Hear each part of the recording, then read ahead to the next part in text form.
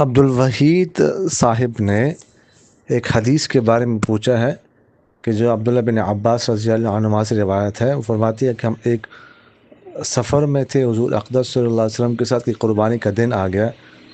ہم ایک اونٹ میں 10 لوگ اور ایک گائے میں 7 لوگ شریک ہوئے.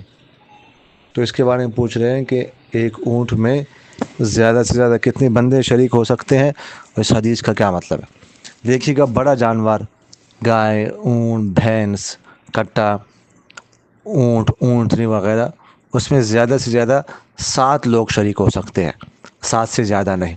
اب اس حدیث میں آئے کہ ہم 10 لوگ شریک ہوئے اونٹ میں، اس کا کیا مطلب ہے؟ تو اس کا ایک جواب تو علماء یہ دیتے ہیں کہ یہ ابتدائی زمانے کی بات تھی. ٹھیک ہے، اس میں اس زمانے میں ایک اونٹ پہ 10 لوگ شریک ہو سکتے تھے، بعد میں یہ حکم منسوخ ہو چکا. اور دوسرا جواب اس کا یہ ہے کہ 10 کا مطلب ہے کہ 10 حصے، یعنی 10 لوگوں میں، غریبوں میں آپ اس کو بانٹ سکتے ہیں.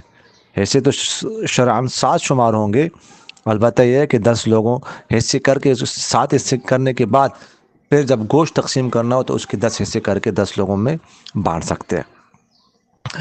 اس کی وجہ یہ ہے یہ جواب دینے کی کہ اصل میں کثیر صحابہ سے بڑے جانور میں اس طرح اونٹ میں بھی 7 حصے جو ہے نا وہ آخری حد وہ 7 حصے ہیں، وہ ثابت ہیں. تو اس وجہ سے جو ہے نا اس حدیث کا یہ جواب دیا جا رہا ہے. تو لہٰذا اونٹ میں بھی جس طرح گائے میں، اسی طرح اونٹ میں بھی زیادہ سے زیادہ 7 لوگ شریک ہو سکتے ہیں، 7 اس سے زیادہ نہیں. جزاکم اللہ خیر.